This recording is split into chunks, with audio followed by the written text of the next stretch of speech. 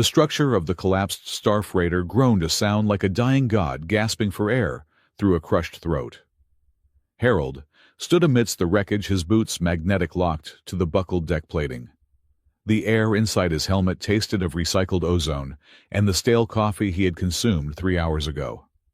Around him, the salvage site was a graveyard of twisted metal and shattered composite, illuminated only by the harsh cutting beams of the shoulder-mounted floodlights worn by his team. Dust motes, disturbed, after decades of silence, floated in the zero-gravity pockets, like gray snow shimmering as they drifted through the beams of light. He checked his oxygen gauge. He had 40 minutes of air left.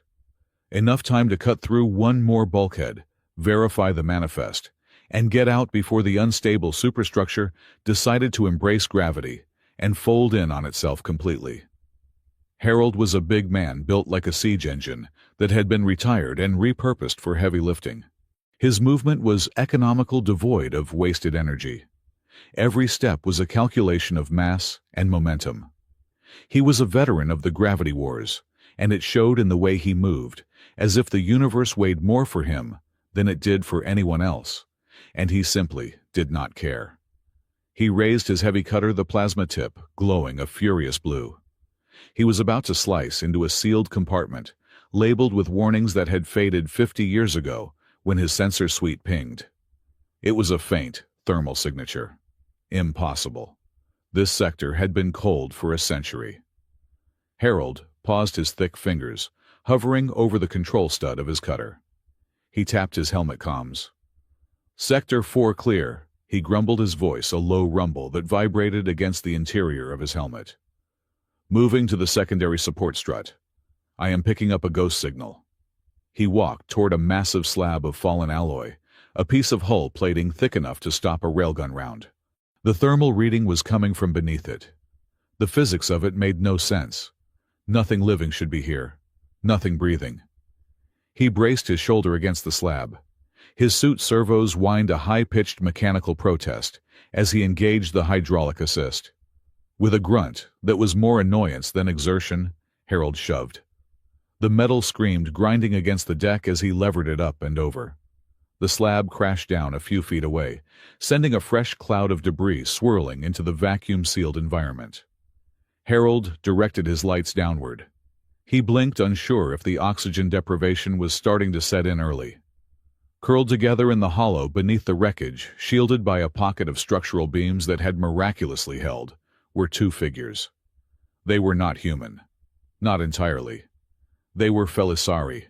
The features were unmistakable, even covered in the grime of the ruins. High cheekbones, ears that tapered to elegant tufted points atop their heads, and a fine, shimmering layer of fur that ran along their jawlines and vanished down their necks like the collar of a regal coat. Two sisters. One had hair the color of midnight, the other the color of smoke. They were unconscious, their breathing shallow, their ornate clothing torn and stained with hydraulic fluid. "Command," Harold said, his voice flat. "I have survivors. 2 civilians. Felisari origin. Prep the medbay." He knelt, his movements surprisingly careful, for a man encased in 300 pounds of hardened exosuit. He reached out to check the pulse of the darker-haired one, the older one by the look of her sharp features. Her eyes snapped open. They were vertical slits of molten gold, wide with terrifying primal panic. She did not see a rescuer. She saw a looming silhouette of metal and glass, a monster from the void. The reaction was instantaneous. She shrieked, a sound that the suit's audio dampeners barely filtered, and lashed out. It was a strike born of pure instinct and high-born combat training, a palm strike aimed directly at the faceplate of his helmet, or what she perceived as his face. But Harold had opened his faceplate moments ago to wipe a sensor condensation issue. Her hand connected directly with his jaw. Crack. The sound was dry and sickening, like a dry branch stepping on a winter leaf. It echoed louder than the groaning metal of the ship. The woman froze. Harold did not move. He did not flinch. He did not even blink. He simply stood there, his jaw slightly set, looking down at her. The woman looked at her hand. Her wrist was bent at an angle that anatomy did not allow. The adrenaline had masked the pain for a fraction of a second, but now it hit her. Her face went pale, her golden eyes widening in horrific realization. She had slapped him, and he had not moved, but her own bones had surrendered to the impact. She made a small, strangled noise, cradling her broken wrist against her chest. Harold let out a long, weary sigh. He looked at the woman, then at her hand, and then back at her face. "I am sorry," Harold said, his tone genuinely apologetic. "Is my face too hard?" Beside the injured woman, the younger sister stirred. She had lighter fur and softer eyes, the color of polished jade. She blinked, processing the scene, the hulking armored man, her sister's twisted wrist, and the absurdity of the apology. A laugh bubbled up in her throat, a hysterical high-pitched sound, before she clamped a hand over her mouth, looking at her sister with wide, fearful eyes. To laugh at the highborn sister was surely a crime even in a shipwreck. "Do not laugh, Maggie," the injured woman hissed through gritted teeth, though her voice trembled with agony. "He is made of stone. He is a golem." "I am not a golem," Harold corrected gently. "I am a salvager, and you are in shock." He reached out again. The older sister Jenny flinched, pressing herself back against the debris. But there was nowhere to go. Harold scooped her up. It was not a romantic gesture. It was the way a construction worker picks up a bag of cement. Yet there was a bizarre, calculated gentleness to it. He supported her back and her knees, ensuring her broken wrist was not jostled. She thrashed weakly. "Put me down. You smell of grease and cheap oxidizer." "And you smell like you are bleeding internally," Harold noted dryly. "Hold still, or you will make it worse." The sensory overload was hitting Jenny hard. The smell of the veteran salt, old iron, and the sharp tang of industrial lubricant was overwhelming to her sensitive Felisari nose. It was the scent of war, of labor, of things she had viewed only from the safety of a palace spire. She felt the hardness of the chest plate beneath her cheek. It did not give way. It was unyielding. While Harold secured Jenny, the younger sister, Maggie was scrambling to her feet. She was shaking, her movements fluid, but erratic. She looked around the small hollow that had been their prison for who knew how long. Her eyes caught a pulse of light from beneath a pile of shattered ceramic tiles. It was a rhythm. Thrum, thrum, thrum. Maggie reached down her gloved fingers, brushing aside the dust. There, embedded in the debris, was a core. It was roughly the size of a grapefruit, multifaceted, and glowing with a deep violet light. It was not just humming.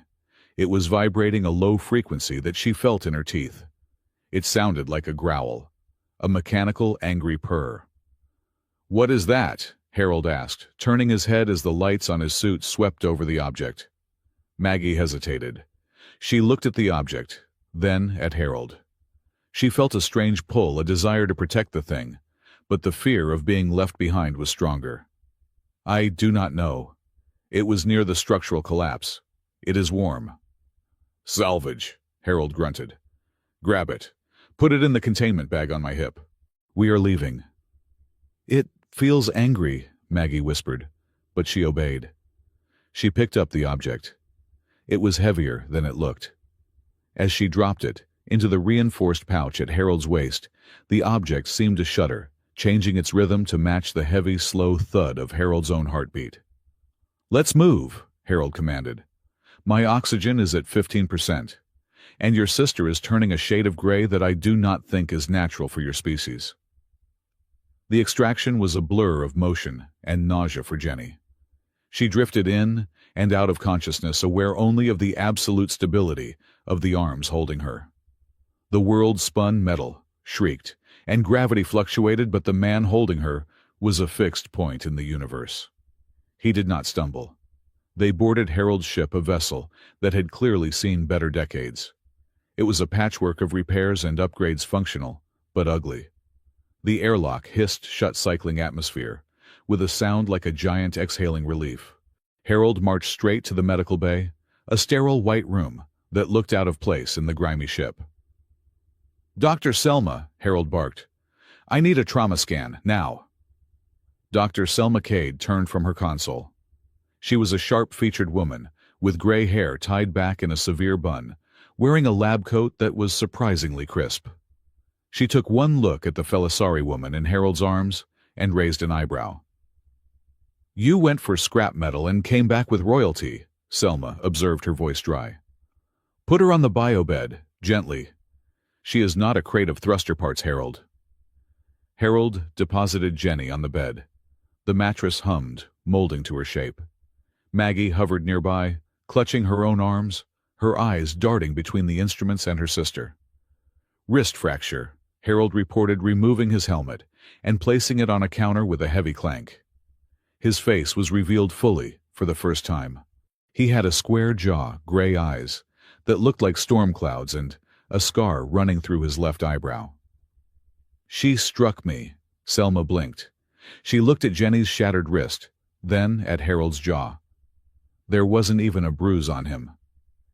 "She hit you?" Selma asked, suppressing a smile. "And she broke—" "I apologized," Harold said defensively. "Scan initiated," Selma announced, typing commands into the holographic interface. Beams of light swept over Jenny, then widened to include Harold, who was standing too close. The holographic display flared to life, projecting the skeletal structures of both individuals in midair. Jenny, regaining her senses, thanks to a pain relief hypospray Selma had administered, looked up at the projection. Her eyes widened. Her own skeleton was elegant, thin, bird-like in its fragility. The bones were hollow in places, designed for agility and grace, typical of the Felisari physiology. Then she looked at Harold's projection. It was a monstrosity of density. His bones were not just thick. They were solid white on the scan, opaque to the sensors. The structure was reinforced, laced with high-density carb lattice grafting.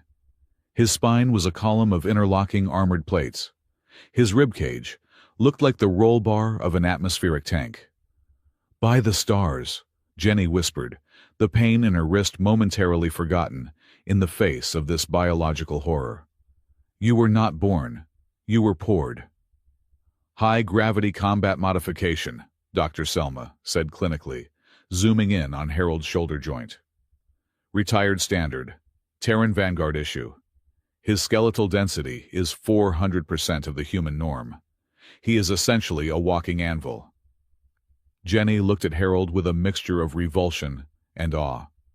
Her pride, usually her strongest armor, felt dented. She had tried to slap an anvil. No wonder her wrist had snapped like a dry twig. "Do Terrans carry rocks in their bodies just to be difficult?" Jenny spat out, trying to regain some semblance of superiority.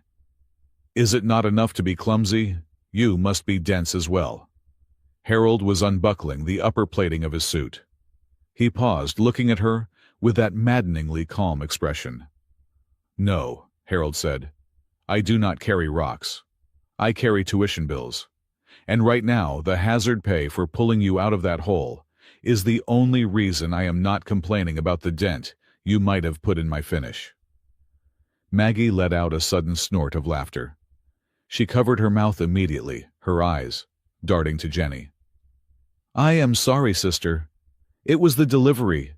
Jenny glared at Maggie, then back at Harold. "I am Jenny of House Kale. This is my sister Maggie. You will address us with the proper honorifics once we are returned to the Felisari Spire." "I will address you as patient until Dr. Selma says you are clear," Harold retorted. He turned to the doctor. "Is she going to keep the hand?" "It is a clean break," Selma said, her hands moving rapidly over the controls to set the bone knitter. "She will be fine in 20 hours. But she needs rest. And you, Harold, need to look at the comms. You have a call." "I am busy," Harold grunted. "It is Nina," Selma said.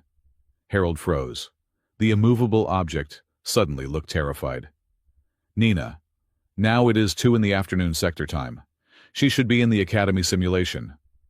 "She is on line 1, Selma said, smiling wickedly. "She says it is urgent." Harold sighed, a sound of deep paternal suffering. He tapped the comms panel on the wall. A holographic window popped up. A young girl, perhaps 14, with messy hair, and Harold's gray eyes appeared. She was wearing a mechanic's jumpsuit that was 2 sizes too big. "Dad," Nina chirped. She squinted at the background. "Why are you in the medbay? Did you drop an engine block on your foot again?" "I never dropped it on my foot. It was a glancing blow." Harold defended himself immediately. "And I am fine. I am working." Nina leaned into the camera, her eyes narrowing.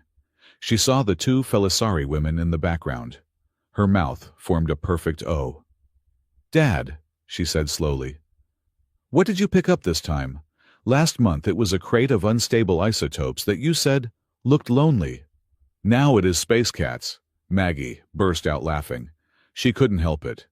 The tension of the crash, the fear of death, and the sheer absurdity of this giant stone man being bullied by a teenager was too much.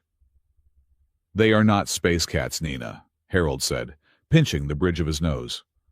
"They are survivors. House Kale. Very important. Very fragile." "She is pretty," Nina observed, pointing at Jenny. "She looks like she wants to bite you." "She already tried to hit me," Harold muttered. It went poorly for her. Jenny bristled, sitting up straighter on the biobed. "I am right here, child. And I do not bite. I execute judgment." "Cool," Nina said, unimpressed. "Hey, Dad, the Academy tuition reminder came in. Just saying. Love you, bye." The link cut. Harold stared at the blank screen for a moment, then turned back to the room. The silence was heavy. "She seems spirited," Maggie offered kindly. "She is expensive," Harold corrected, though his voice lacked any real bite. He looked at the 2 sisters. "Rest. We are setting a course for the Felisari Spire. It is a 6-hour burn at cruising speed." He turned to leave, but Maggie spoke up. Her voice was quiet, trembling slightly. "Captain Harold." He paused at the door. "Just Harold." "The ruins," Maggie said. She glanced at the pouch on Harold's hip where the relic was stowed. "They did not collapse because of age." Harold turned slowly. "Explain." "I saw the resonance patterns on the walls before the ceiling came down," Maggie said, her fingers twisting together. "The metal was not rusted through. It was vibrated apart, at a molecular level. Someone used a frequency weapon to bring that structure down on top of us." The room went cold. Dr. Selma stopped her calibration of the bone knitter. Jenny looked at her sister, her golden eyes darkening. "Are you certain, Maggie?" Jenny asked softly. "I know what resonance decay looks like," Maggie insisted. "It leaves a spiral pattern in the dust. I saw it." Harold looked at the 2 women. He had thought this was a simple salvage and rescue, a lucky find. Now it sounded like a hit job. "Selma," Harold said, his voice dropping an octave, losing all traces of humor. "Run a passive scan on our tail. Wide spectrum." "Already doing it," Selma said, her face grim. "I picked up a shadow when we broke orbit from the debris field." "A shadow?" Jenny asked. "A ship running cold," Harold explained. "No transponder, no heat signature. Just a hole in the star field where stars should be." "Show me," Harold ordered. Selma threw the sensor data onto the main screen. It was faint, barely a glitch in the background radiation, but it was there. A silhouette sleek and predatory, trailing them at a distance of 5,000 kilometers. "That is an interceptor class," Harold assessed. "Too fast for a scavenger, too stealthy for a patrol." "It is Orin Vale," Jenny whispered. The name seemed to suck the oxygen out of the room. "The Chancellor?" Harold asked. "Why would a high-ranking politician be tailing a garbage scow?" "Because," Jenny said, looking at her broken wrist, then at Maggie. "He is the one who suggested we inspect that sector. He said there were family heirlooms lost there." "He sent you into a trap," Harold concluded. He looked at the pouch on his hip. The relic inside gave a sudden sharp throb against his leg, as if acknowledging the name. "Ambassador Reed warned me," Harold muttered to himself. "He said, 'Be careful what you pick up in the dead sectors, Harold. Some trash has owners who do not like to share. He looked at the two sisters. They were terrified, not of the vacuum of space, but of the politics they had just survived. Jenny, for all her bluster and high-born arrogance, was shaking. Maggie was pale, her eyes fixed on the scanner screen. Harold made a decision. He walked back to the bio-bed. He reached out his massive, calloused hand, hovering over Jenny's good hand. He didn't touch her. He didn't want to break anything else, but the proximity was a silent offer of support. "Selma," Harold said. "Route power to the rear deflectors. Keep the engines at casual speed. Do not let them know we see them." "And if they fire?" Selma asked. "They won't," Harold said. "Not while we have the cargo. They want whatever is in this pouch, or they want these two dead. If they wanted them dead, they would have fired a torpedo by now. They are waiting." "Waiting for what?" Maggie asked. "For us to land," Harold said. "For us to bring you back to the Spire, right into their hands." He looked at Jenny. She was watching him, her golden eyes, searching his face for any sign of deception. She found none.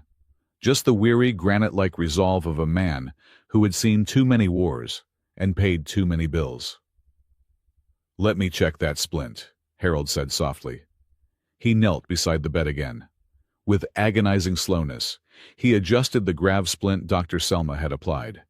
His fingers, thick enough to crush a steel pipe, moved with the precision of a watchmaker. He smoothed the fur on her arm where the splint rubbed. Jenny held her breath. She watched his hands. They were scarred, battered, and ugly, but they were steady. For the first time since she woke up in the dark, screaming, she felt the panic recede. "You are surprisingly gentle," Jenny murmured, almost against her will. "For a golem." "I told you," Harold said, not looking up from his work. "I am a dad. You learn to handle fragile things without breaking them. Eventually." He finished the adjustment and stood up. He looked at the two sisters, then at the black void of space on the monitor where the invisible hunter waited. "Get some sleep," Harold said. "We arrive in 6 hours, and when we land, stay close to me." "Why?" Jenny asked, her chin tilting up in a reflex of defiance. "Because," Harold said, pausing at the door, "gravity is going to get very heavy in the capital, and I am the only one built to carry the weight." He stepped out the door, hissing shut behind him. Inside the medbay, Maggie let out a breath she didn't know she was holding. She looked at Jenny. "He is," Maggie struggled for the word. "Terrifying," Jenny said. She looked at her bandaged wrist, sensing the phantom warmth of his fingers. "I was going to say warm," Maggie corrected. "Do not be ridiculous," Jenny snapped, lying back and closing her eyes. "He is a rock. Rocks are not warm." But as the ship hummed through the void, carrying them toward a home that was no longer safe, Jenny pulled her injured arm closer to her chest. She could still feel the heat where his hand had been. It was a steady, radiating warmth, like a stone that had sat in the sun all day. Outside, in the corridor, Harold leaned against the bulkhead. He pulled the relic from his pouch. It glowed in the dim light, pulsing with a violet rhythm. "What are you?" he whispered to the stone. The stone hummed back, a sound like a cat purring in a deep, dark cave. Harold shoved it back into his pocket. He brought up a schematic of the Felisari Spire on his wrist computer. He began to highlight structural weak points, exit routes, and ambush zones. He wasn't just a salvager anymore. He was a fortress, and he had just taken in refugees. The black ship trailed them in the silence, a shark following a fishing boat, waiting for the blood to hit the water. But Harold knew something the shark didn't. The fishing boat was armored, and the fisherman was done playing nice. The Felisari Spire did not look like a place where people lived. It looked like a place where gravity went to die. Harold sat in the pilot seat of his salvage hauler, the Rust Bucket, and watched the capital city of the Felisari grow in the viewport. It was a masterpiece of crystalline architecture, a suspended needle of glass and white alloy that hung in the upper atmosphere of the planet, like a frozen lightning bolt. Bridges made of spun light connected the floating districts, and the entire structure shimmered with a delicate, iridescent hum. It was beautiful. It was breathtaking. And it made Harold feel incredibly large, incredibly heavy, and incredibly clumsy. "Approach vector locked!"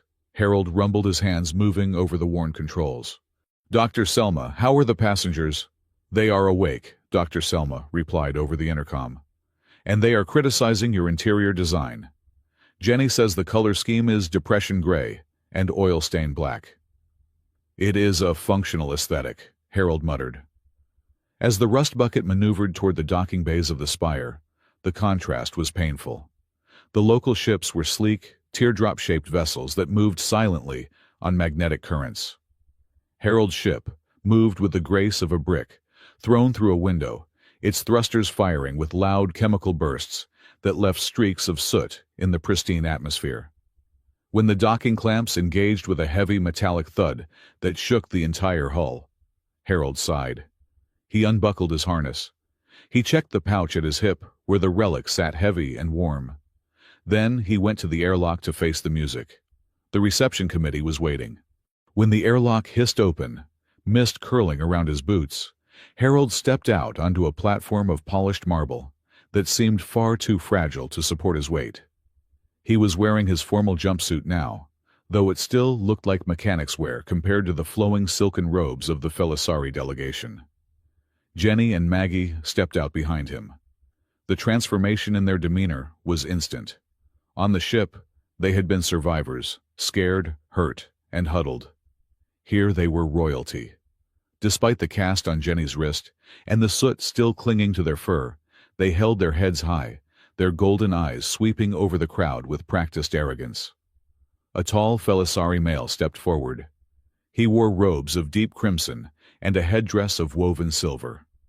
He looked at Harold, not with hostility, but with the sort of detached curiosity one might show a particularly large, dirty insect.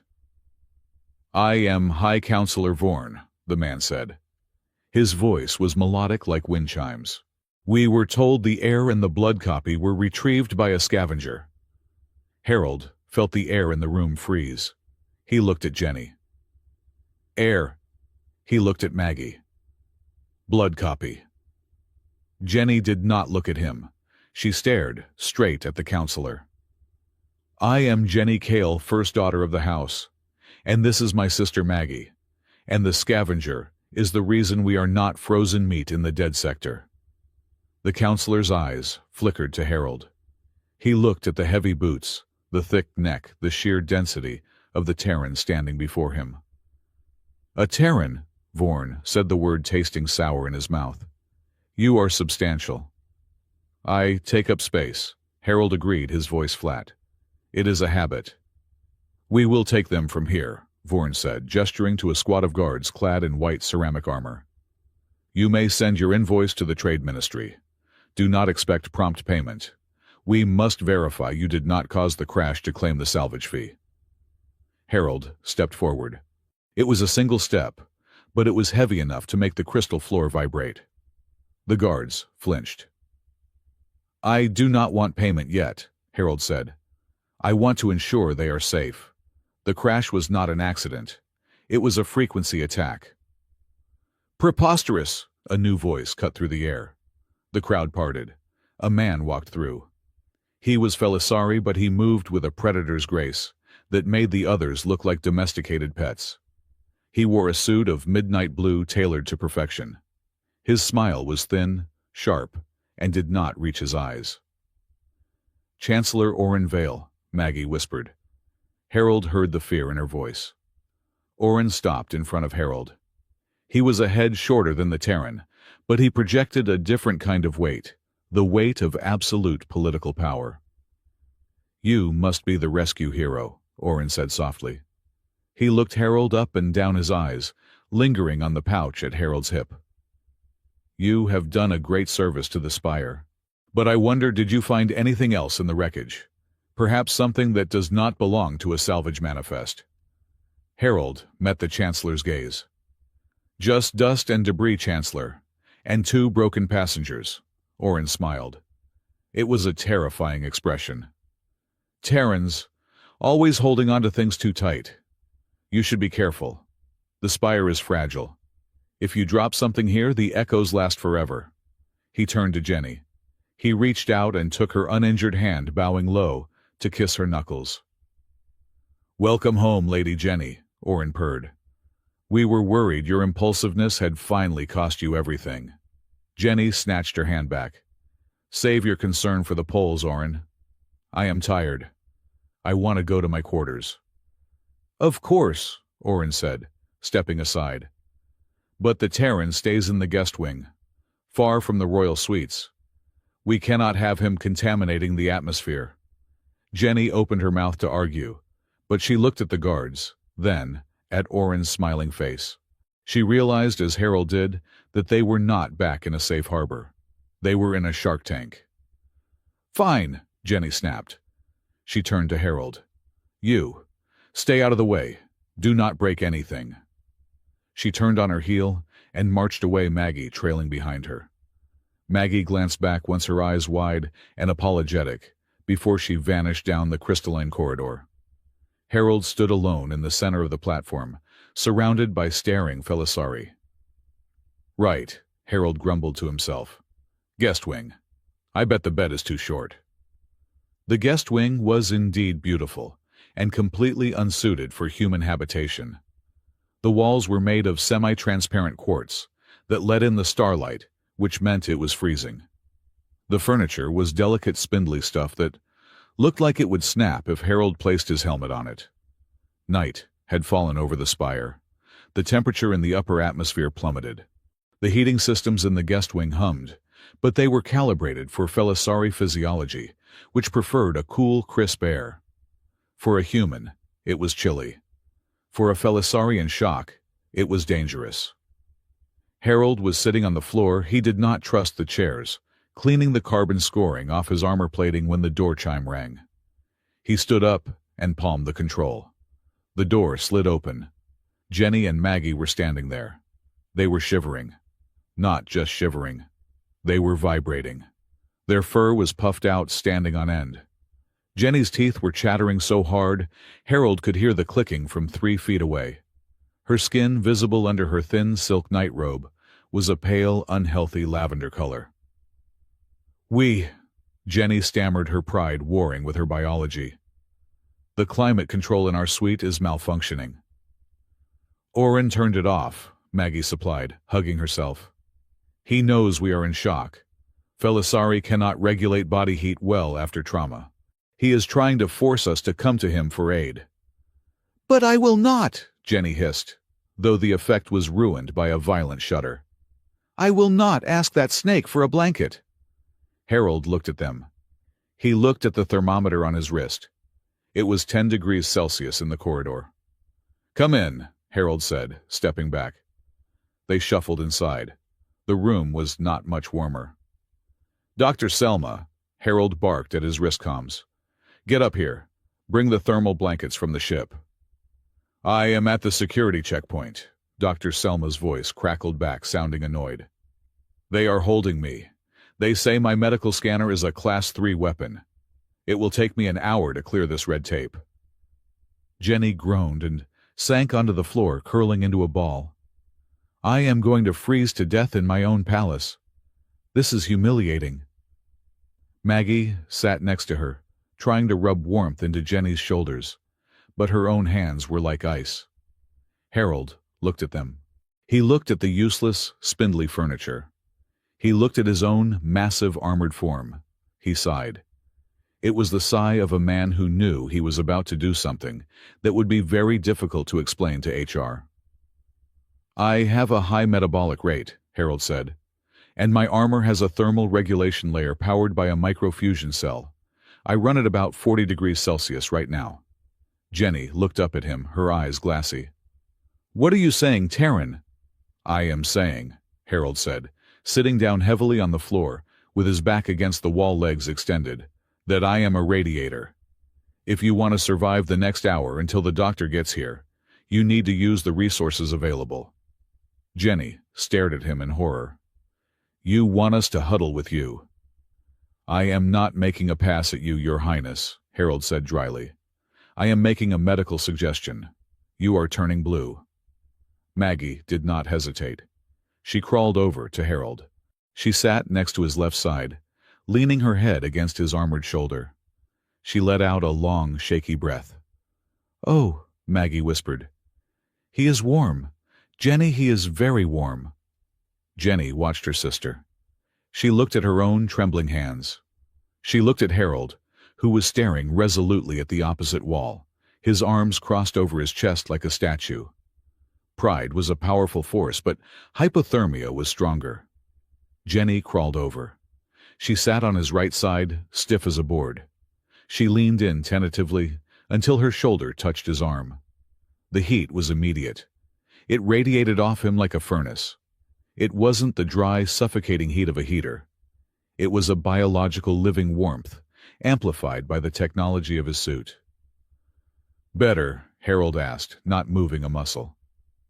"It is acceptable," Jenny muttered. She shifted closer, then closer. Finally, her body betrayed her mind completely, and she slumped against him, pressing her cheek against the hard composite of his chest plate. She flinched, expecting him to be hard and uncomfortable. But beneath the armor, she could feel the steady, rhythmic thrum of the suit's power supply, and deeper than that the slow, heavy thud of his heart. Thump, thump, thump. It was slow, so much slower than a Felisari heart. It sounded like a drum beating in a deep cavern. "You are shaking," Harold noted quietly.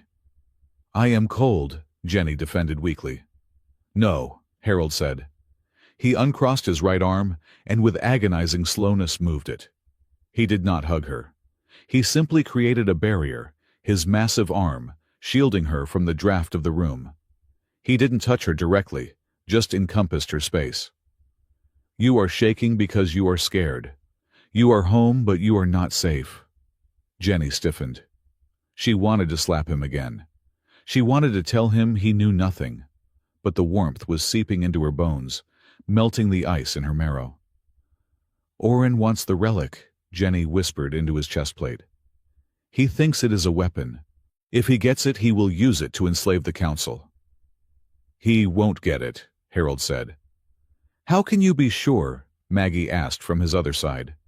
She had fully curled up, her legs tucked beneath her, looking very much like a kitten seeking safety. "He owns the guards. He owns the building." "Because I have it," Harold said simply. "And I am very heavy. It is hard to take things from me." "You are arrogant," Jenny murmured, her eyes drooping. The heat was making her drowsy. "I am stubborn," Harold corrected. "There is a difference." The room was silent for a long time. The wind howled outside the crystal glass, a lonely sound.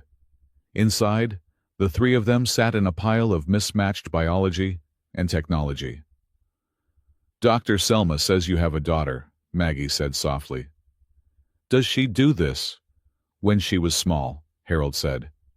His voice softened, losing its gravelly edge.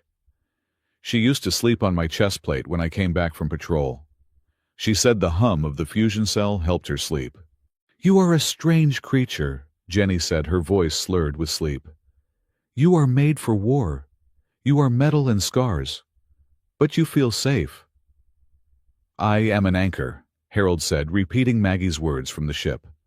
"I just hold the line." "An anchor," Maggie repeated. She placed her hand over his heart, feeling the vibration through the armor. "Yes, that is it. The world spins, but you do not." The door chimed. "Dr. Selma is here," Harold announced, but he didn't move. He couldn't. He had a sleeping princess on one arm and a drowsy clone on the other. "Come in," Harold yelled. The door slid open. Dr. Selma marched in carrying a bundle of thermal blankets. She stopped dead in her tracks. She looked at the pile on the floor. "Well," Dr. Selma said, a smirk curling her lips. "I see you have deployed the tactical cuddle. Is this standard operating procedure, Commander?" "They were hypothermic," Harold grumbled, his face turning a slightly darker shade of red. "Just give me the blankets, Selma." "I am sure they were," Selma teased, draping a heavy thermal foil over the three of them. You are a certified dad heater, Harold. You should put that on your resume. Jenny stirred, but didn't wake. She gripped the edge of Harold's armor tighter in her sleep. Harold looked down at her. Her face, usually sharp with disdain, was soft now. She looked young. She looked like someone who had been carrying the weight of a kingdom for too long and had finally found a place to set it down. "Stay with them," Harold whispered to Selma. "I need to check the perimeter." "You are not going anywhere," Selma said, sitting in the only chair. "If you move, you will wake them. And frankly, Harold, looking at your vitals, I think you need the rest as much as they do." Harold grunted. He leaned his head back against the wall. He closed his eyes. The weight of the two sisters against him was significant, but for the first time in years the gravity didn't feel like a burden. It felt like a purpose. The next morning brought sunlight that shattered through the crystal walls, turning the room into a prism of blinding color. It also brought Nina. Harold had barely managed to extricate himself from the sleeping sisters and make coffee, a thick black sludge he brewed in a portable press, when the door opened. A holographic projection drone floated in. It projected Nina's image, life-size, standing in the middle of the room. She was wearing her academy uniform, but her tie was undone, and she had grease on her cheek. "Dad!" Nina shouted. Jenny shot up from the makeshift bed of blankets on the floor, hissing like a startled cat. Her hair was a mess, standing up in every direction. Maggie rolled over and groaned, covering her eyes. "Nina," Harold said, putting down his coffee. "Volume, please." "Sorry," Nina whispered, then immediately got loud again. "I got clearance. Ambassador Reed patched me through. He said you are in a delicate diplomatic situation." "Is that code for Dad got arrested again?" Nina looked around the room. Her eyes landed on Jenny and Maggie, who were looking at the hologram with mixture of confusion and sleep deprivation. "Oh, my stars!" Nina gasped. "They are still here, the Royal Space Cats." Jenny froze. She blinked. "Royal Space Cats," Harold winced. "Nina, this is Lady Jenny and Lady Maggie. Please show respect." Nina ignored him. She leaned into the camera, inspecting Jenny. "You look way less scary with bedhead. Do you guys purr?" "Dad says you purr, but he says it is a physiological resonance, which is boring talk for purring." Jenny stood up. She pulled the thermal blanket around her like a royal cloak, attempting to regain her dignity. "I am the heir to the Felisari throne, child. I do not purr for entertainment. And Space Cat is a reductive term for a species with 10,000 years of history." "Cool," Nina said. "I have a history exam tomorrow." "Can I interview you? I will give you extra credit if you tell me how you do that thing with your ears." Jenny reached up and touched her ear, which flicked involuntarily. Her face turned a deep shade of violet, a Felisari blush. No one had ever spoken to her like this. Everyone she met either bowed, plotted to kill her, or tried to marry her for power. This human child just thought her ears were cool. Jenny stammered. She looked at Harold. "Is she always this relentless?" "She gets it from her mother," Harold lied. "Actually, she gets it from watching salvage negotiations." "I like her," Maggie said, sitting up and smiling. "She is honest. We do not have much honesty in the Spire." "Hey, Dad," Nina said, turning back to Harold. "Pip is trying to calibrate your translation matrix. He says you said something weird to them last night." Harold frowned. "I said nothing weird." A small, spherical droid, Pip, floated in behind the hologram of Nina. It beeped excitedly. "Translation log error," Pip's synthesized voice chirped. "Correction. When subject Harold said, 'I am an anchor,' the translation matrix interpreted anchor as genetic binding partner for permanent nest building." The silence in the room was absolute. Jenny's eyes went wide. She looked at Harold. "You proposed a nest." Harold choked on his coffee. No, I did not. I meant a heavy object, a metal weight, a boat stopper." "Genetic binding partner," Pip repeated helpfully. "Context, high body heat transfer. Proximity. Conclusion, Mating ritual initiated. Maggie dissolved into giggles. She laughed so hard, she fell back onto the blankets. Jenny looked at Harold. His face was a mask of horror. He, the veteran of a dozen wars, was blushing. It was a slow, creeping redness that rose from his neck to his hairline. "I apologize," Harold said stiffly. It was a metaphor. A naval metaphor. "I have no intention of nest building." Jenny looked at him. She looked at his flustered face, the panic in his eyes. For the first time, the terrifying golem looked human. A smile tugged at the corner of her mouth. Then another. She let out a soft laugh. "It is a pity," Jenny said, her voice teasing. "You generate excellent heat. A nest might be practical." Harold stared at her. Was she flirting, or was she mocking him? With Felisari, it was hard to tell. "I am going to check the ship," Harold announced, grabbing his helmet. "Nina, do your homework. Pip, reboot your language banks. If you translate pass the salt as a marriage vow, I will scrap you." He fled the room. When the door closed, Jenny looked at Maggie. The smile lingered on her face, softening the sharp angles of her features. "He runs fast for a heavy man," Jenny noted. "He is running from feelings, sister," Maggie said, wiping tears of laughter from her eyes. "Men can run very fast when feelings are chasing them." Later that afternoon, the mood shifted. The levity of the morning evaporated as the reality of their situation set in. Harold was in the corridor arguing with a guard who refused to let him enter the council chamber. Inside the room, Maggie sat on the floor with the relic. She had cleaned the dirt off it.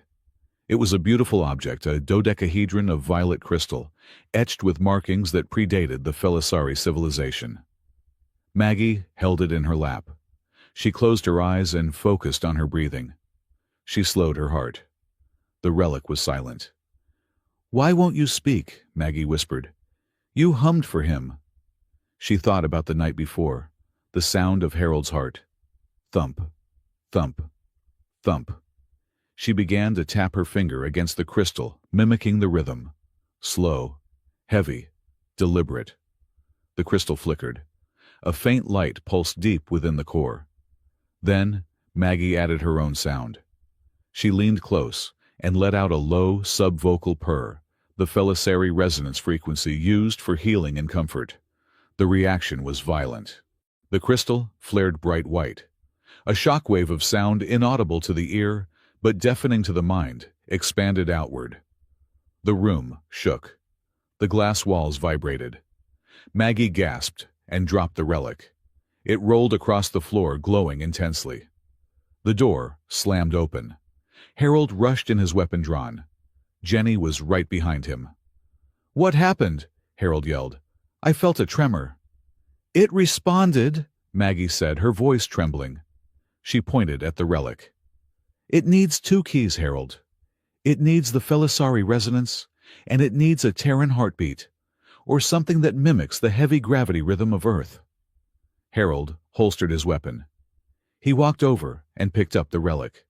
As soon as it touched his hand, the violent shaking stopped. It returned to a gentle, warm pulse. 2 keys, Harold muttered. "A lock that requires 2 species to open. That is why Orin cannot use it. He has the resonance, but he lacks the weight." "He needs you," Jenny realized. Her face went pale. "Orin does not just want the relic back. He wants you. He needs a Terran to activate the weapon." "He wants to turn me into a battery," Harold surmised. "And he wants you to control the frequency." Before they could process this, Harold's wrist comms beeped. It was a priority message. Encrypted. Harold tapped the screen. Text scrolled across the display. Sender Office of the Chancellor. Message. "The diplomatic immunity of your vessel has been revoked due to a sanitation violation. Your daughter's visa is tied to your ship's status. If you do not deliver the item and the passengers to the High Tower within 1 hour, we cannot guarantee the safety of the young female Terran currently in orbit." Harold read the message twice. The air in the room changed. The warmth that Harold usually radiated seemed to turn into a cold, hard vacuum. He looked at the image of Nina on his other screen. She was offline now. The connection had been cut. He threatened Nina, Harold said. His voice was very quiet. It was the voice of a man who had just decided that rules no longer applied. Harold, Jenny said, reaching out to touch his arm. We can negotiate. We can know, Harold said. He turned to face them. His gray eyes were like steel plates. Negotiation is for people who have something to lose. He just threatened the only thing I care about. He walked to the window. He looked out at the spire at the beautiful fragile city that hung in the sky.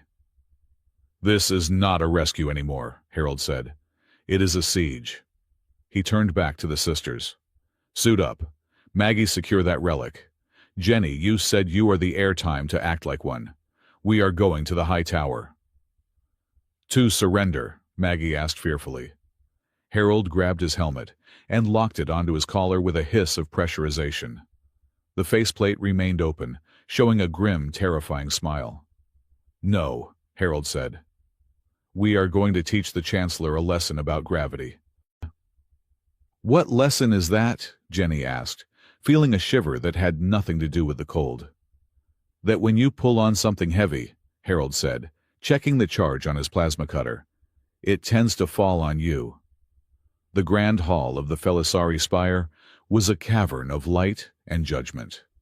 It was constructed entirely of translucent, spun silicate that refracted the light of the binary stars outside into a kaleidoscope of shifting colors.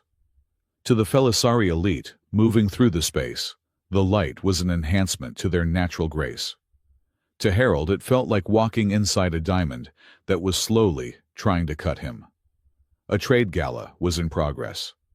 It was a chaotic swirl of silk robes, hushed political whispers, and the clinking of crystal flutes. Harold stood behind Jenny and Maggie, his hands clasped behind his back, in a parade rest stance. He felt less like a guest and more like a seawall, trying to hold back a tide of perfume and disdain. He was wearing the formal dress uniform of the Terran Vanguard, a relic from his service days, which was stiff, dark gray, and woefully out of place amidst the flowing pastel finery of the court. "Stop breathing so loudly," Jenny whispered, not turning her head. She held a glass of nectar with a hand that was perfectly steady, though Harold knew her wrist was still throbbing beneath the silk wrap. "I am breathing at standard regulation volume," Harold replied, his voice a low rumble that seemed to vibrate the floor beneath them. "It is the air here. It is thin. I have to work harder to get oxygen." "You are a wall," Maggie murmured, standing close to his elbow. She looked terrified, her eyes darting around the room at the smiling faces of the courtiers. "A very large, comforting wall in a forest of glass." "Just stay behind the wall," Harold advised. The crowd parted. The silence rippled outward from the center of the room as Chancellor Oren Vale approached. He moved with a liquid grace, surrounded by a sycophantic cluster of trade ministers and guild leaders. Oren wore a tunic of shimmering silver scales that mimicked the skin of a native predator fish. He stopped in front of the trio. His eyes, cold and calculating, slid over Jenny and Maggie before landing heavily on Harold. "And here is our guest," Oren announced, his voice pitched perfectly to carry across the hall. "The savior from the stars. Although looking at him, one wonders if he saved the ladies or merely displaced the air around them." A ripple of polite, cruel laughter ran through the crowd. Harold did not blink. He looked over Oren's head, staring at a distant architectural detail. "Chancellor," Harold acknowledged. "Tell me, Master Harold." Oren stepped closer, invading Harold's personal space. He smelled of synthetic lavender and ozone. "Is it true that Terrans are evolved from primates that lived in dirt? It explains the density. You are like a gravity animal, heavy, slow. Bound to the ground." Jenny stiffened. Her grip on her glass tightened until her knuckles turned white. She opened her mouth to retort, but Harold spoke first. "I am a parent chancellor," Harold said.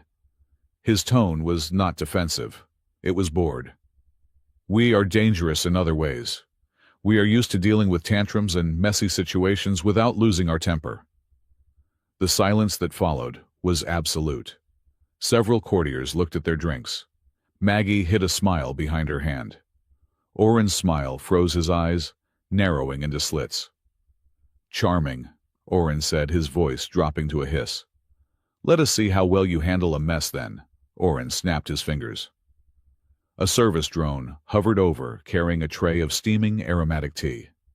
It was Felisari fire tea, a ceremonial brew, served at near-boiling temperatures corrosive to non-native skin and scalding even to the touch. As the drone passed, Jenny, it glitched. A sudden jerk of its gyroscope sent the silver pitcher tumbling. A stream of boiling amber liquid arched through the air, aimed directly at Jenny's face. It happened in a fraction of a second. The Felisari in the crowd gasped, but did not move.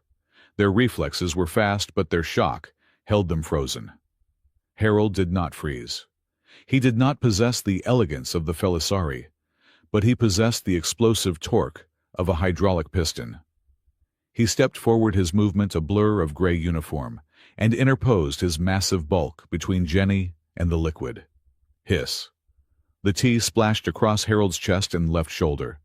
It soaked instantly into the heavy fabric of his uniform and reached the skin beneath. Steam rose from his shoulder. The smell of singed fabric and burnt sugar filled the air. Jenny flinched back, her eyes wide. She looked at Harold's back, expecting him to scream, to fall to thrash. Harold stood perfectly still. He looked down at the empty pitcher on the floor, then at the spreading stain on his chest. He slowly brushed a droplet of scalding liquid from his lapel. He looked up at the stunned crowd. "I need soothing gel," Harold said, his face completely deadpan. "Does anyone sell it here, or is this a bring-your-own medical supplies type of party?" For 3 seconds, no one breathed. Then a nervous titter of laughter broke out, unsure and hysterical. Jenny stared at the back of his neck. She saw the tension in his muscles, the way his jaw was set. She knew he was in pain. That tea was hot enough to warp plastic, and he had taken it. He had taken it for her, without a calculation, without a pause. A sudden fierce heat rose in her chest that had nothing to do with the temperature. It was anger, it was pride, but mostly it was possession. She stepped around Harold, placing herself between him and Oren. She drew herself up to her full height, her golden eyes blazing. "This man," Jenny announced, her voice ringing off the crystal walls, "is under the protection of House Kale. If any other accidents occur, I will not file a complaint. I will file a demolition order for this entire hall." She grabbed Harold's uninjured arm, the one that wasn't steaming, and pulled. "We are leaving. Maggie, follow." Oren Vale watched them go. His smile returned thinner and sharper than before. He watched the way Jenny held Harold's arm.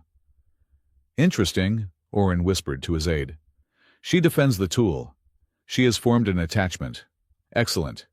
Initiate the second phase."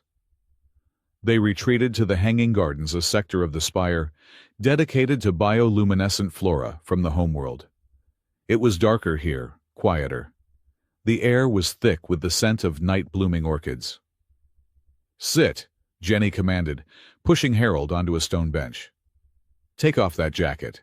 Maggie, find water." "It is just a burn," Harold protested, though he winced as he peeled the soaked fabric of his uniform away from his skin.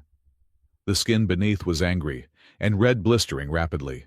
"I have had worse from a soldering iron." "You are an idiot," Jenny hissed, her hands hovering over the burn, unsure of how to touch him without hurting him. "Why did you move? You are slow. You said you are slow." "I am slow at algebra," Harold grunted. "I am fast at blocking."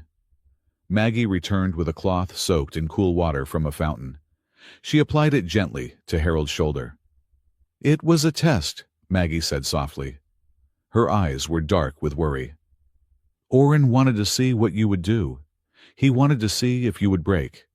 And he wanted to see if Jenny would care." "He got his answer," Harold said. He looked at Jenny.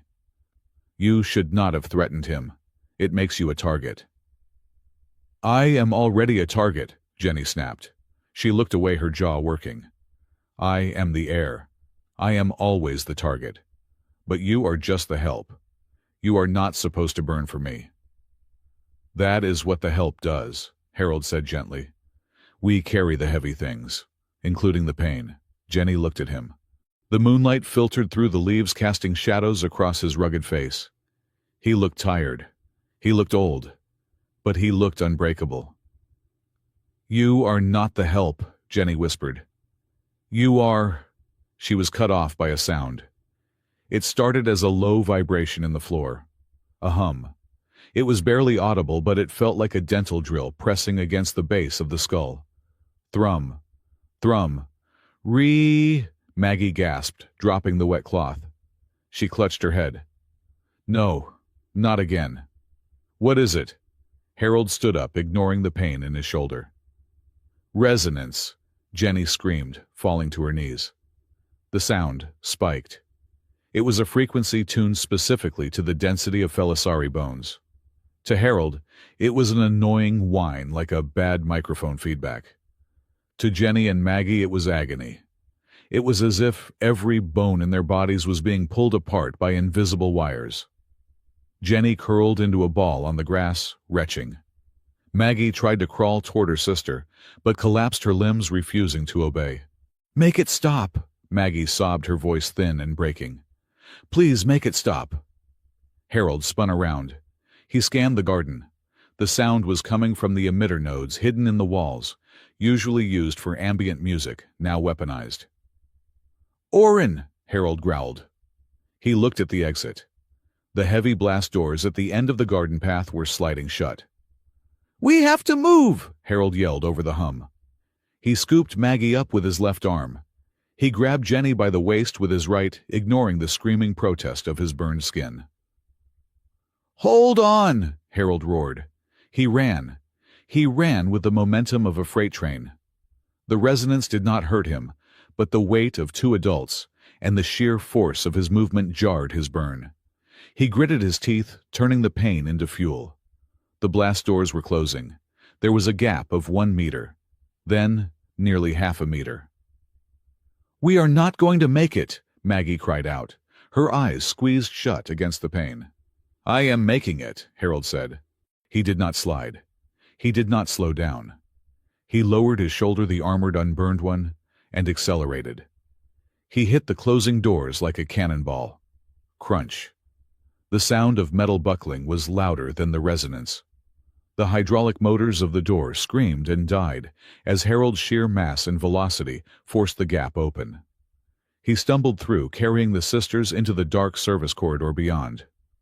The door slammed shut behind them, sealing the sound inside the garden.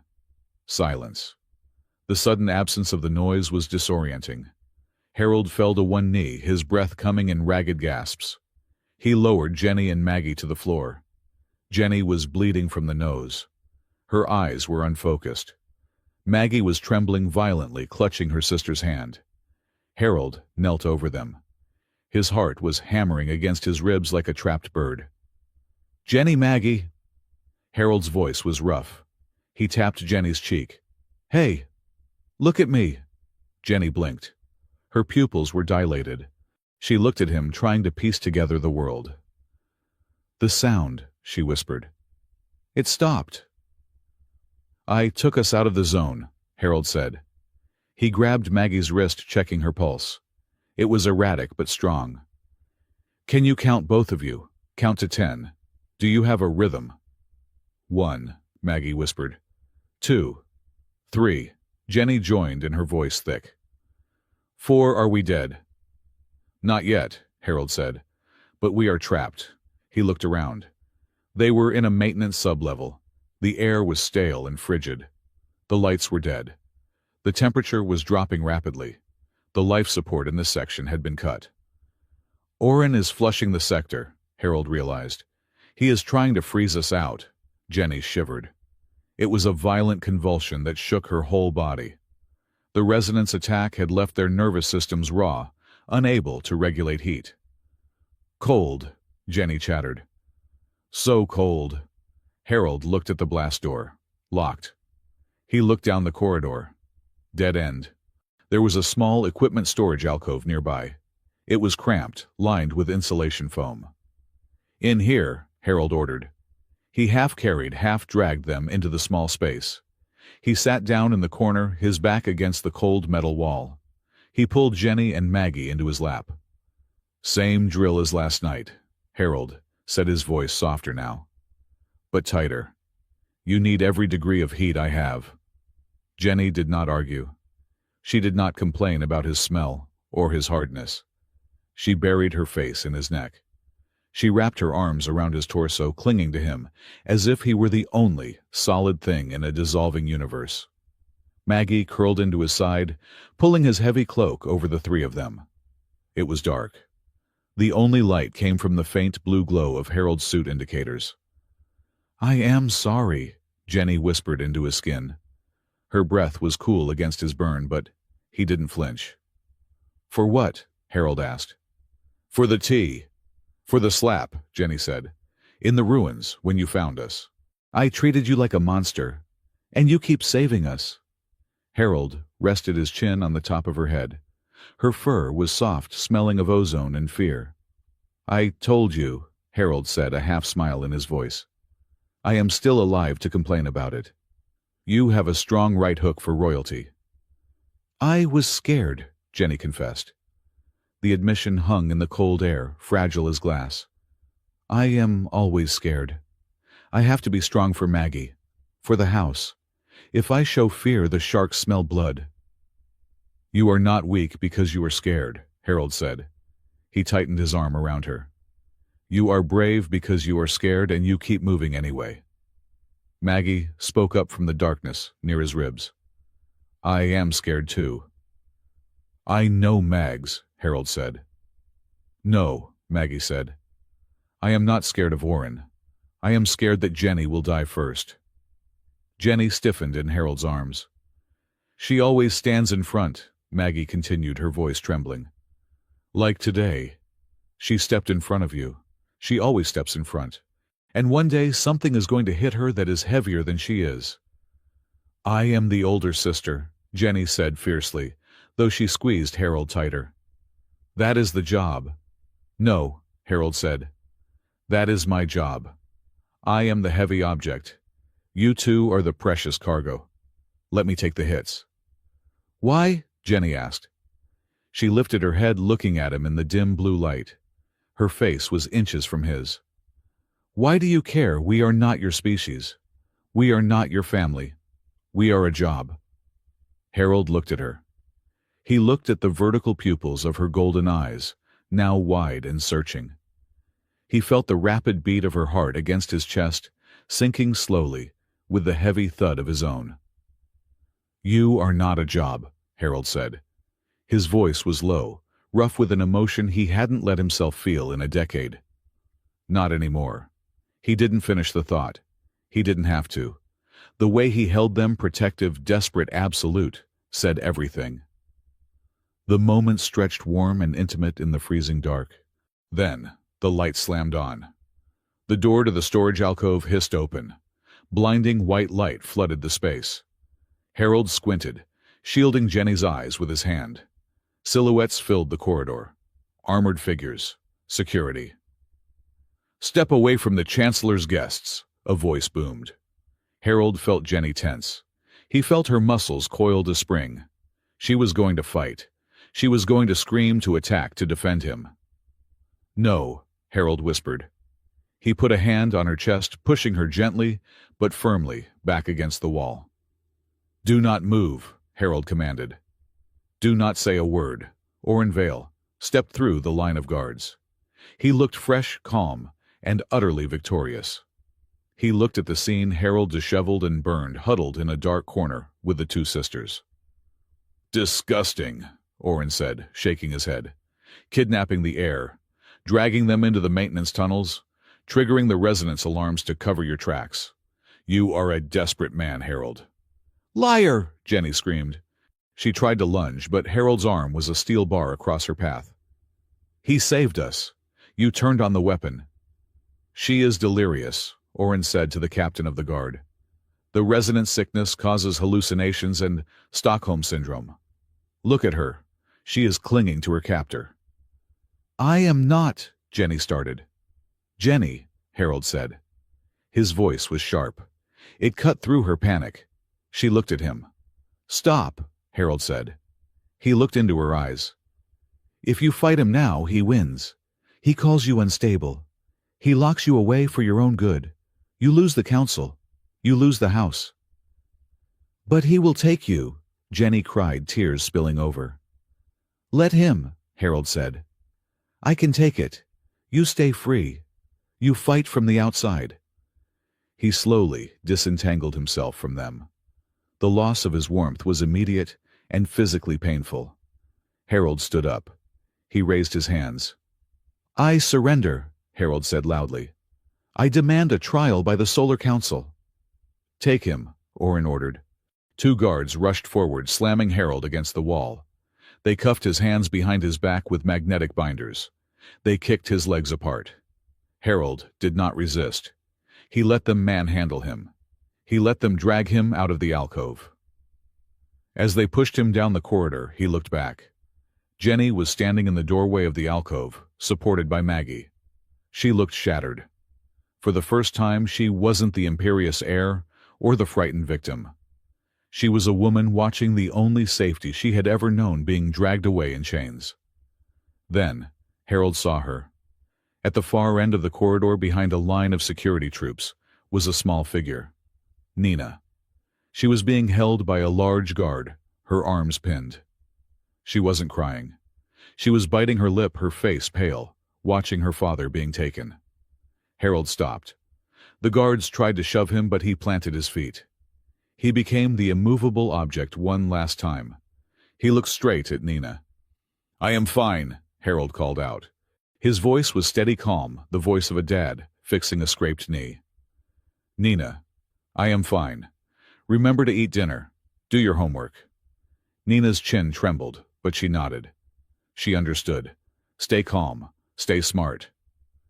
The guards shoved Harold again, harder this time. He let himself be moved.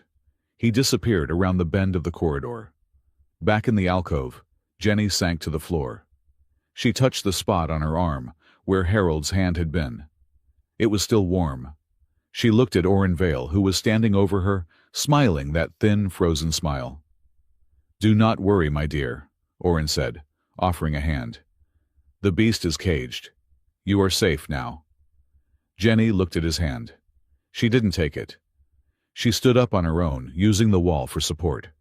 She wiped the blood from her nose. She wiped the tears from her eyes. When she looked at Oren, her golden eyes were hard. They were not the eyes of a victim. They were the eyes of a queen who had just learned the cost of her crown. Yes, Jenny said, her voice cold as the vacuum of space. I am safe.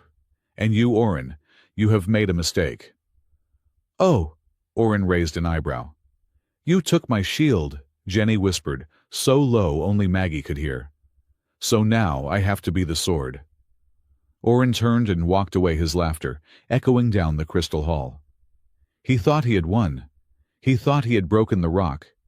He didn't realize that rocks don't break. They just wait to be thrown.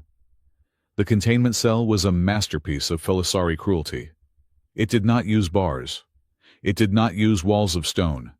It used a tuned energy field that vibrated at the exact frequency of the nervous system.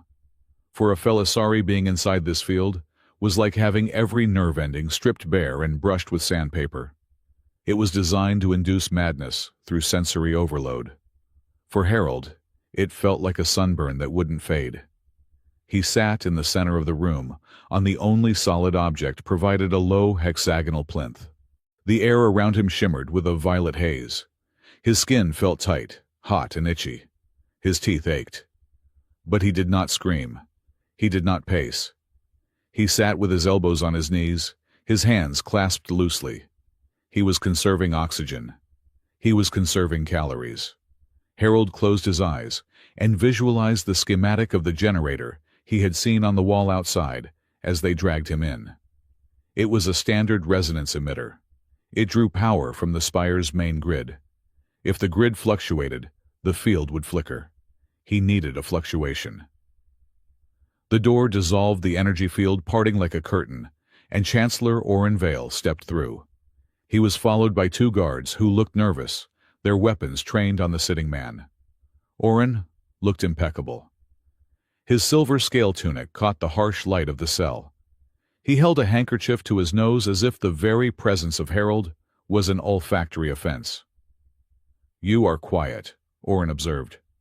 "Most prisoners are begging by now. The field stimulates the pain receptors. It should be agony." "It itches," Harold said. He didn't look up. "Like a wool sweater in summer." Oren's eye twitched. He stepped closer, confident in the guards behind him. "You are a biological absurdity," Oren sneered. "But it does not matter. The council is in emergency session. I have presented evidence, fabricated, of course, but convincing, that you and your rescue team were sent by the Terran Vanguard to destabilize our economy." "Nobody cares about your economy, Oren," Harold said, finally lifting his head. His gray eyes were bloodshot from the energy field, but steady. "We just want the relic." "Ah, the relic," Oren smiled. "It will be returned to its proper owner, me. It is a legacy of the First Dynasty. It controls the Spire infrastructure. With it, I do not just lead the council. I become the Spire." Oren leaned in, his voice dropping to a velvet whisper. "And do not worry about your daughter. Nina, is it my men have secured the safe house? She will be taken to a very secure facility. A boarding school for the chaotic, perhaps. She will be safe as long as you confess to the crimes I have listed." It was a threat, wrapped in silk. Harold stared at Oren. He didn't lunge. He didn't roar. He simply tilted his head to the side. "Tell me, Chancellor," Harold asked softly. "Is she scared?" Oren blinked. He had expected rage. He had expected bargaining. He had not expected a calm inquiry about the emotional state of the hostage. "I assume so," Oren stammered, thrown off balance. "She is a child surrounded by armed guards." "Good," Harold said. He looked back down at his hands. "If she is scared, she is thinking. If she is thinking, your guards are in trouble." Oren scoffed. "She is a human child. What can she do against elite security?" "She is my child," Harold said, "and she is expensive. I have paid a lot of tuition for her to learn how to dismantle things." Harold looked up again, and this time the look in his eyes made Oren take a step back. It was not the look of a prisoner. It was the look of a predator waiting for the cage door to rust. "You should go, Chancellor," Harold said. "The air in here is getting heavy." Oren turned and left, signaling the guards to raise the field to maximum intensity. As the violet light flared brighter, burning Harold's skin, he didn't flinch. He just started counting. In the royal suite, the sound of shattering porcelain echoed like a gunshot. Jenny stood over the remains of a priceless vase from the Third Era. She was breathing hard, her chest heaving. The guards outside the door did not enter. They had orders to contain, not intervene. Jenny looked at her hands. They were shaking. She clenched them into fists. The vibration didn't stop. "It is not working," Jenny whispered to herself. "Breaking things does not make me feel strong. It just makes a mess." She looked at her reflection in a shard of the vase on the floor. She saw a frightened woman with ears flattened in distress. She saw the heir who had always relied on her lineage, her title, and her volume to get her way. She thought of Harold. She thought of him standing in the grand hall, steam rising from his chest, asking for soothing gel with a straight face. He hadn't screamed. He hadn't thrown the pitcher back. He had absorbed the pain to control the situation. Control, Jenny realized. Strength is not noise. Strength is capacity. She turned to Maggie. Maggie was sitting on the floor by the communications console. She had dismantled the panel and was rewiring it with a silver hairpin. "Maggie," Jenny said, her voice calm for the first time in hours. "Stop crying. We have work to do." Maggie looked up, wiping her eyes. I am not crying, sister. I am leaking optical lubricant due to stress. There is a difference. Can you bypass the localized jamming? Jenny asked. I can piggyback on the emergency medical frequency. Maggie said, her fingers moving with a blur of speed. Dr. Selma is still in the system. Her medical clearance overrides the lockdown. Get her, Jenny ordered. And get Ambassador Reed. I want a paper trail. A paper trail? Maggie asked, confused. We need guns. No, Jenny said, picking up a datapad. Oren wants to be legitimate. He wants a legal coup, so we destroy his legitimacy. Find the shipping manifest for the resonance weapon. Find the energy signatures. If that weapon was brought on board, it had to pass through customs. Oren controls customs, Maggie argued. Oren controls the people, Jenny corrected. But the automated logs, the deep-level server data that belongs to the Spire, and the Spire never lies. Maggie smiled. It was a small, fierce thing. I can find it. I saw the energy signature in the ruins. I know what to look for. Good, Jenny said. She walked to the window, looking out at the city that was slowly turning into a war zone. Harold is holding the line. It is time we returned the favor. In the secure safe house on the lower levels, the situation was indeed deteriorating, but not for the prisoner.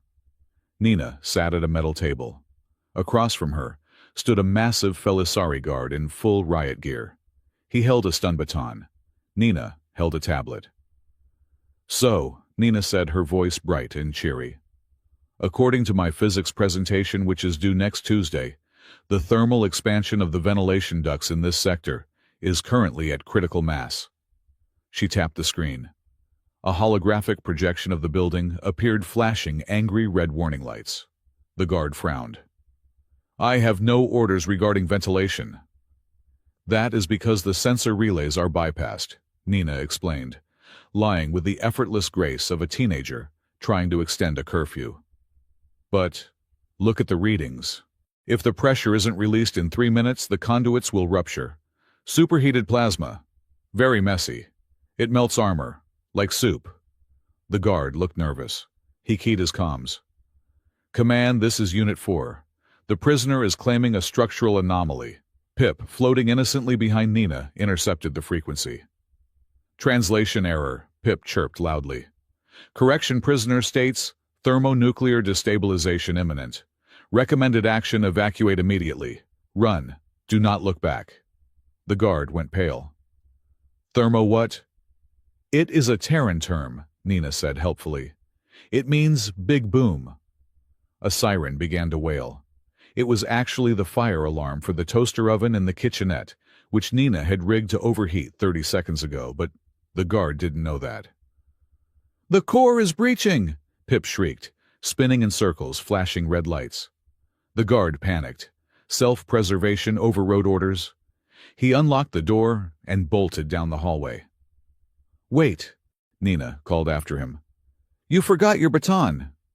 She didn't wait. She grabbed her backpack, grabbed Pip, and scrambled into the ventilation shaft she had loosened earlier. Good job, Pip, Nina whispered as she crawled through the dusty duct. I am a diplomat, Pip replied indignantly. Lying is against my programming. It wasn't a lie, Nina said, kicking the grate shut behind her. The toaster really did explode. Now lead me to the detention block. Dad is probably getting bored. The first explosion shook the Spire at twilight. It wasn't a military strike. It was Oren's own forces, blowing the docking clamps of the rust bucket to prevent any Terran escape. But on the public broadcast, Oren's face appeared grave and somber. Citizens of Felisari, Oren announced, his image projected on the clouds outside the tower. The Terrans have sabotaged the port. They threaten our stability. For the safety of the Spire, I am declaring martial law. Furthermore, to cement the alliance of our factions and restore order, Lady Jenny Kale has agreed to join her house with mine. In the cell, Harold heard the boom. He felt the vibration through the floor. He opened his eyes. He is rushing, Harold muttered. He is not waiting for the trial. The energy field hummed around him. Harold stood up. His skin was raw red and blistering in places, but his muscles were still functioning. He walked to the edge of the field. The violet light crackled, warning him back. Standard resonance field, Harold analyzed. Designed to overload nerves. But it relies on a feedback loop. If the target does not react, the loop destabilizes. He took a breath. He thought of Nina crawling through a vent. He thought of Jenny standing in front of him in the garden. He stepped into the field. The pain was absolute. It was like stepping into a fire. Every inch of his skin screamed. His vision whitened. But Harold did not back down. He pushed forward. He forced his density, his sheer physical mass against the energy barrier. He became a resistor in a delicate circuit. Just walk, he told himself. It is just pain. Pain is information. Ignore the information. The generator whined. It wasn't designed to push back against something this solid. It was designed to torture, not to contain a tank. Harold roared. It was a guttural sound, deep and terrible. He took another step. The emitters sparked. Smoke poured from the wall nodes. The field flickered, struggled to maintain cohesion around his mass, and then, with a sound like a breaking violin string, it shattered. Harold stumbled forward, smoking. His uniform was singed. His skin was angry.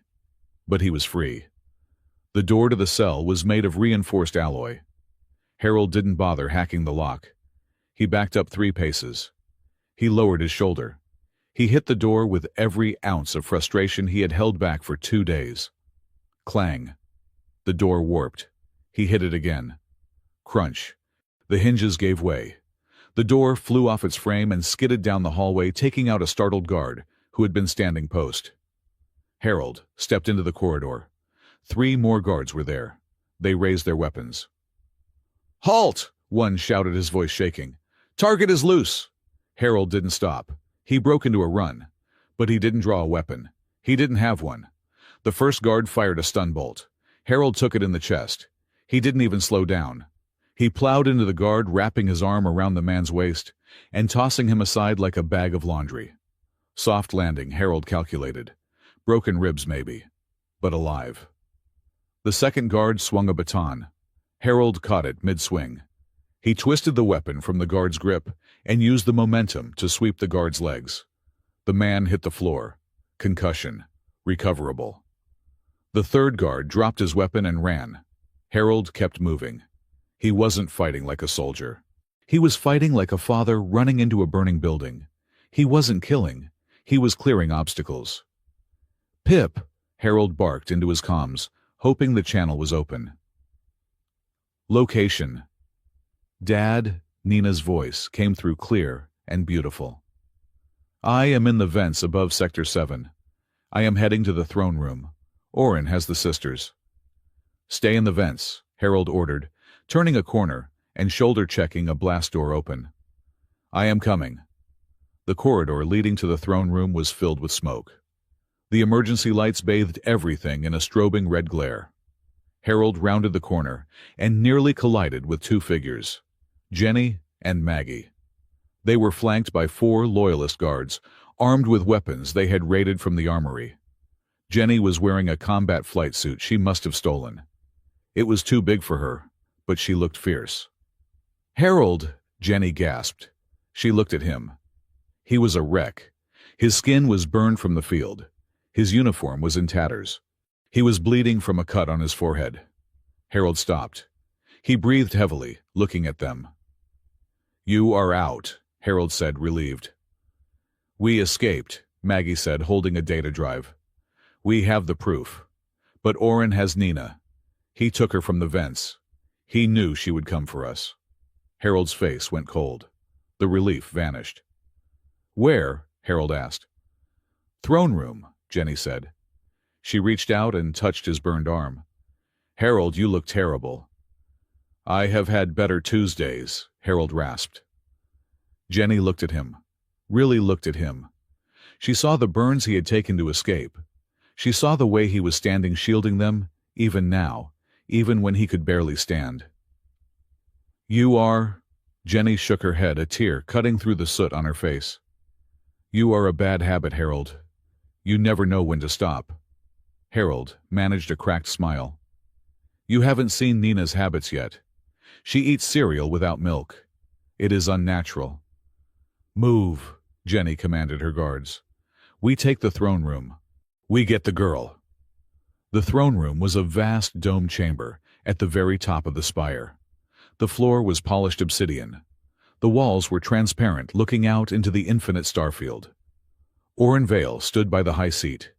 In one hand, he held the relic.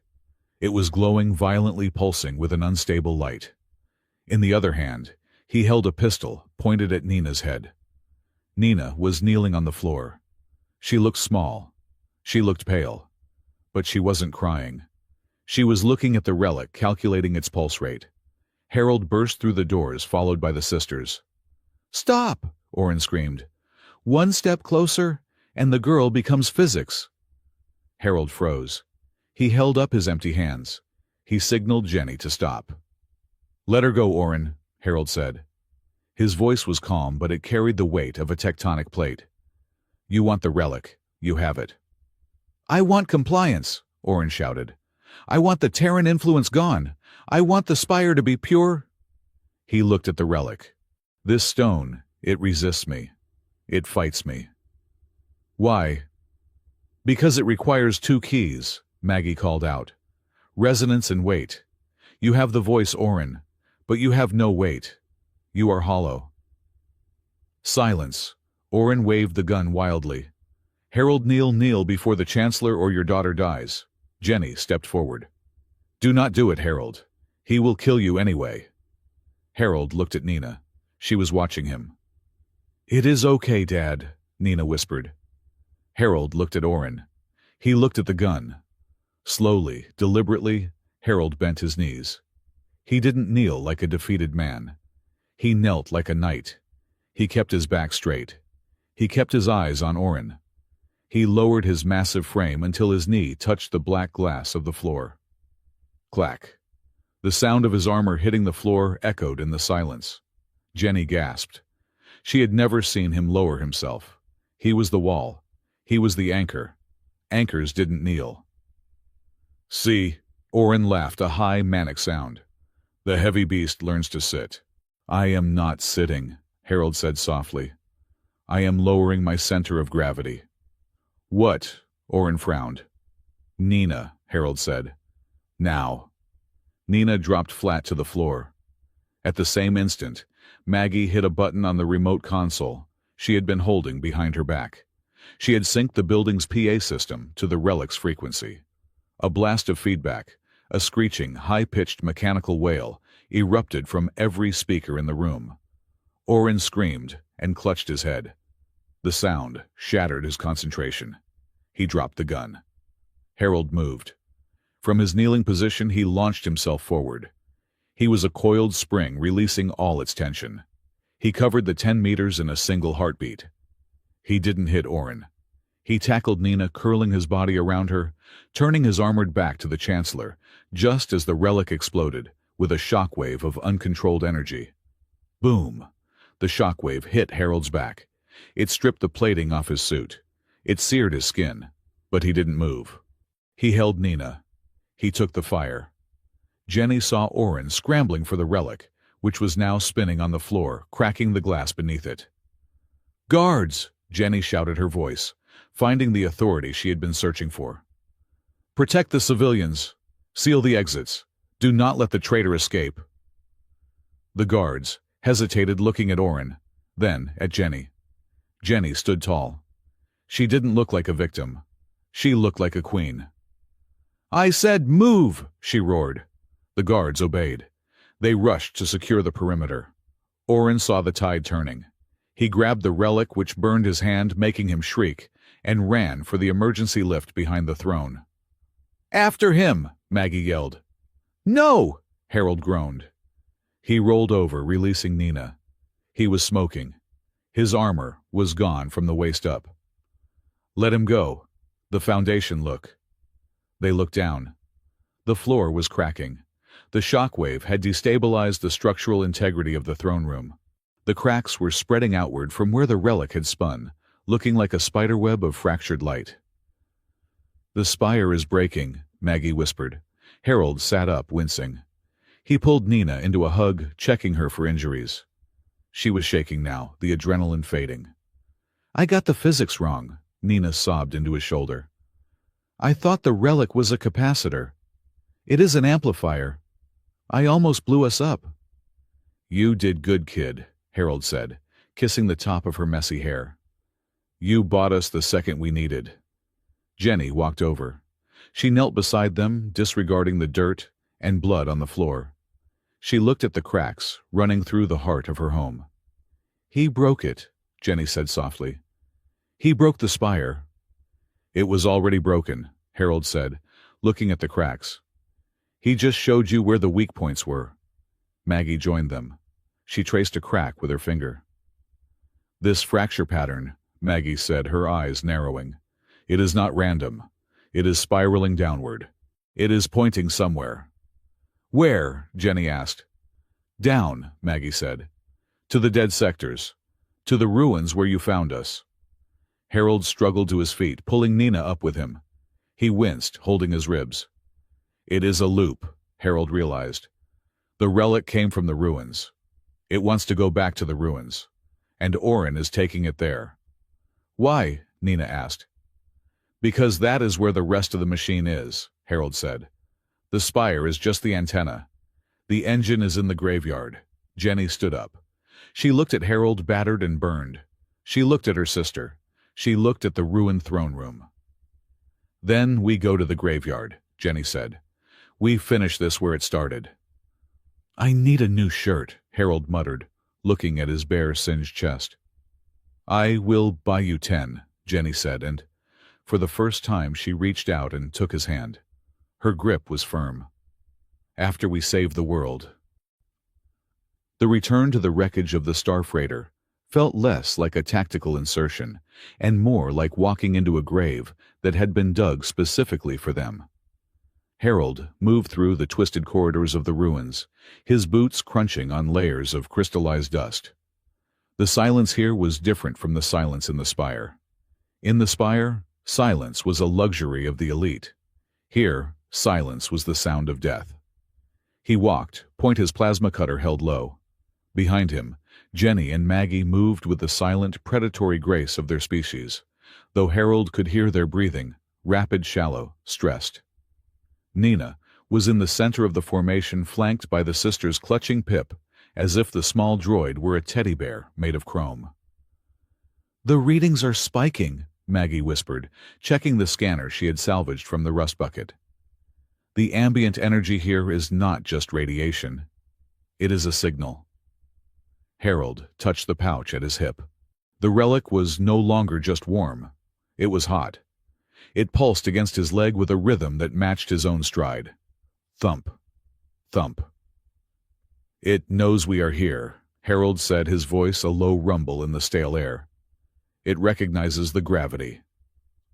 They reached the central chamber, the hollow where Harold had first pulled the sisters from the debris. The space had changed. The debris had been cleared away, pushed to the perimeter by gravlifters, revealing a massive, ancient mechanism beneath the floor plates. It looked like a heart made of obsidian and circuitry. Standing at the control console of this machine was Chancellor Orin Vale. He looked unraveled. His silver tunic was torn, his hair wild. He was plugging cables into the console with manic intensity. When he saw them enter, he didn't run. He smiled. "Welcome back," Orin said, his voice amplified by the cavern's acoustics. "It is poetic, is it not? We end where we began."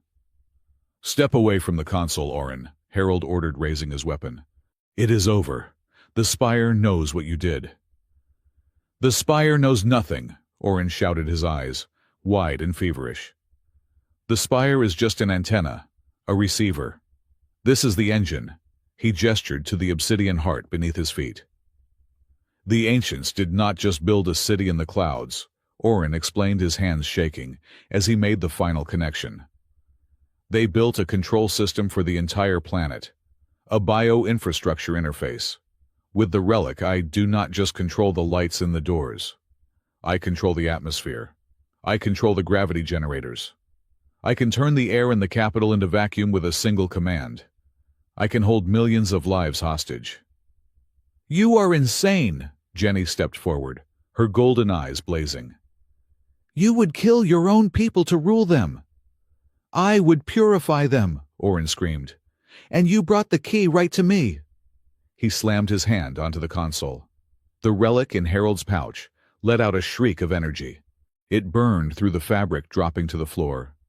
It rolled across the metal, drawn by an invisible magnetic tether, until it clicked into a socket at the base of the machine. The room groaned. Light flooded the chamber, violet, harsh, and blinding. Harold, shoot him! Jenny yelled. Harold leveled his plasma cutter. He had a clear shot. Orin was standing exposed, laughing at the sky. One pull of the trigger, and the threat would end. It was the soldier's choice. It was the easy choice. Harold's finger tightened on the trigger. Dad, no. The voice was small, but it cut through the roaring energy like a knife. Harold froze. He felt a small hand grip his wrist. He looked down. Nina was looking up at him, her eyes terrified, but determined. You won, Nina whispered. You already won. If you kill him now, you become the monster he thinks you are. You become the thing I am scared of. Harold looked at Orin. He looked at the madness in the Chancellor's eyes. He realized that Orin was not powerful. He was weak. He was a man drowning in his own ambition, trying to drag the world down with him. Harold lowered the weapon. You are right, Harold said to his daughter. We do not break things unless we have to. Fools! Orin shrieked. Compassion is a defect. He threw a switch. The resonance wave hit them. It was not like the hum in the garden. This was a tsunami. The machine amplified the frequency 1,000 times over. Jenny and Maggie screamed. It was a sound of pure physical agony as the vibration hit their skeletons. They collapsed instantly, writhing on the floor, their hands clutching their heads. Blood began to trickle from their ears. It hurts, Maggie cried out. It is tearing us apart. Even Harold felt it. His teeth rattled in his skull. His vision blurred, but his bones, his dense, heavy Terran bones, held firm. He is killing them, Harold growled. He tried to move toward the console, but the sheer pressure of the energy field pushed him back. It was like walking into a hurricane. I cannot get close, Harold yelled over the roar. The pressure is too high. Maggie, lying on the floor, looked up. Her eyes were unfocused, but her mind was still working. She saw the relic pulsing in the machine. She saw Harold, standing like a rock in the stream. The rhythm, Maggie gasped. Harold, the rhythm. What? Harold shouted, dropping to one knee to shield Nina. The machine is trying to sync with Felisari biology, Maggie yelled, her voice breaking. Disrupt it. Give it a new beat. Give it gravity. Harold understood. He looked at Jenny. She was curled in a ball, fading fast. Jenny! Harold roared. Get up! Jenny opened one eye. I cannot. Yes, you can. Harold grabbed her arm and hauled her up. He grabbed Maggie with the other hand. He pulled them both into his chest, wrapping his massive arms around them. He pulled Nina into the center of the huddle. Listen to me, Harold commanded. Do not listen to the machine. Listen to me. He closed his eyes. He focused on his own heart. The slow, heavy sledgehammer, beat of a high-gravity survivor. Thump, thump, thump. Pip, Harold barked. Amplify my vitals, broadcast my heartbeat on the local frequency. Acknowledged, Pip chirped, extending a small antenna. The sound of Harold's heart blasted through the chamber, amplified by the droid's speakers. It was a deep bass drum sound. Boom, boom, boom. It clashed with the high-pitched whine of the resonance engine. The two rhythms fought for dominance in the air. The dissonance was terrible, a screeching chaos of noise. Orin covered his ears. Stop it! You are ruining the harmony. This is not harmony, Harold yelled. This is noise. He squeezed the sisters tighter. Focus on the beat. Sync with me. Jenny buried her face in Harold's chest. She felt the impact of his heart against her ribs. It was slow. It was steady. It was the sound of the earth of stone of things that endure. She forced her own racing heart to slow down. She forced her breathing to match his. In, out, in, out. Maggie did the same. And then something miraculous happened. The resonance wave passed through them. Instead of tearing them apart, it flowed around the island of stability Harold had created. The pain vanished, replaced by a dull pressure. Jenny looked up. She saw Harold's face. He was grimacing, sweat pouring down his forehead. He was taking the brunt of the feedback. The machine was trying to crush him because he was the anomaly in the system. "You are hurting him," Jenny whispered. She made a choice. For her entire life, Jenny had been the heir. The one to be protected. The one who stood behind the guards. She broke from Harold's grip. "Jenny, no!" Harold shouted. She stepped in front of him. She spread her arms wide, facing the machine. She didn't have armor. She didn't have density. But she had something else. "I am the blood of the spire," Jenny screamed at the machine. "And I deny you." She projected her own resonance, not a purr of comfort, but a roar of command. The machine faltered. It was confused. It had two signals, the heavy gravity of the Terran and the royal command of the Felisari. Orin frantically tried to adjust the controls. "Obey me, I am the Chancellor." "You are nothing." Harold stepped up behind Jenny. He placed his hands on her shoulders. "You are just a man with a remote control." He added his weight to her will. The combination, the heavy anchor, and the sharp sword, hit the machine's logic core. Crack. The obsidian heart fractured.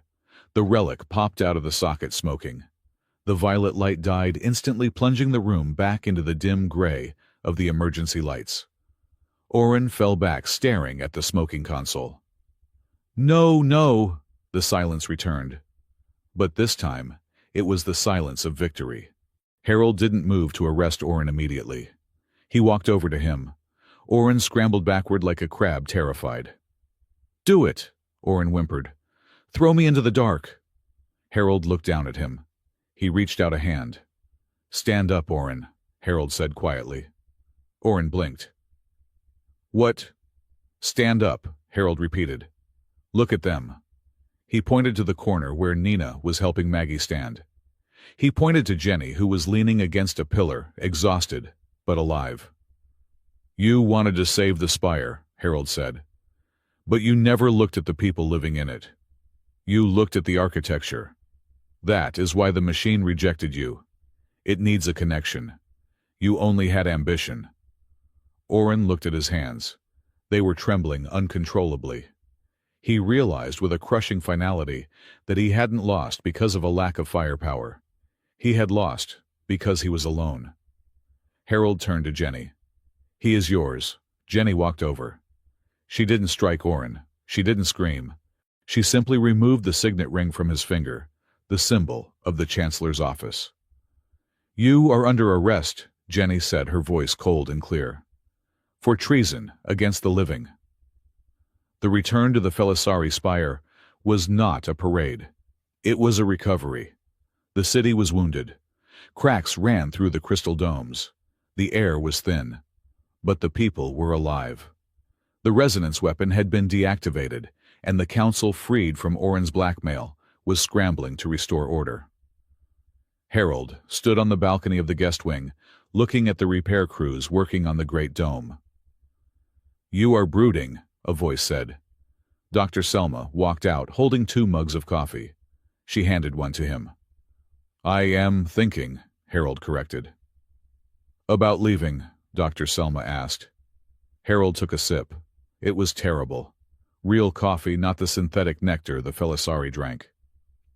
"The job is done," Harold said. "Orin is in a cell. The spire is safe. Nina needs to get back to school. I have a salvage business to run. If I stay, I complicate things." "You mean you complicate her," Selma said, gesturing toward the royal suites. "She is a queen now in all but title," Harold said. I am a mechanic, a heavy worlder. We do not fit Selma. You saw the council. They look at me like I am a walking industrial accident. Dr. Selma sighed. She leaned against the railing. I am going to give you a medical opinion, Harold. Free of charge. I am scared to ask, Harold muttered. You have spent 10 years being a wall, Selma said. You protect Nina. You protect the ship. You protected those 2 women. But walls are lonely things, Harold. They stand on the outside. She looked him in the eye. Do not be so kind that you condemn yourself to be alone. That is not nobility. That is just masochism. Harold stared into his coffee. Before he could answer, the door opened. Maggie stuck her head out. Harold, you must come. They have a demand. Harold groaned. What now? Did I park in a reserved spot? Just come, Maggie said, hiding a smile. The ceremony took place in the Hall of Echoes. The roof was still cracked, letting in shafts of raw sunlight, but someone had filled the cracks with gold alloy, a technique called kintsugi, embracing the beauty of the damage. The entire High Council was there. Jenny stood in the center, wearing a robe of white silk that seemed to float around her. She looked terrified. Harold walked in, still wearing his battered flight suit, because he refused to wear the frilly court clothes. Nina walked beside him, holding a small velvet cushion.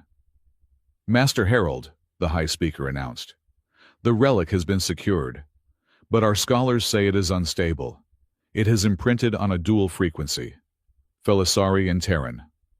Meaning, Harold asked. Meaning it cannot be locked away, Jenny stepped forward. She looked at Harold, her cheeks turning a faint violet. It needs a constant biofeedback loop to remain inert. It needs guardians. Okay, Harold said slowly. So we assign a guard rotation. It needs a specific biosignature, Jenny said, her voice dropping to a whisper. Yours, and mine. And mine, Maggie added, stepping up. The council has decreed, the speaker continued, that a formal bond must be established. A legal and biological binding to ensure the relic remains dormant. A union of houses. Harold froze. He looked at Jenny. Are you saying marriage? It is a political arrangement, Jenny said quickly. Too quickly. A treaty to keep the weapon safe. Do not read into it. Right, Harold said. A treaty. With rings, Nina piped up, grinning as she held up the cushion. On it sat 3 rings, made of the same obsidian as the machine. Harold looked at the rings. He looked at Jenny, who was trying very hard to look like a politician and failing miserably. She looked like a woman, hoping he wouldn't run away. I have conditions, Harold said. The council gasped. One did not make conditions to the heir. Name them, Jenny said softly. I am not a prince, Harold said. I am not going to sit on a throne and look pretty. I work. I fix things. I raise my daughter.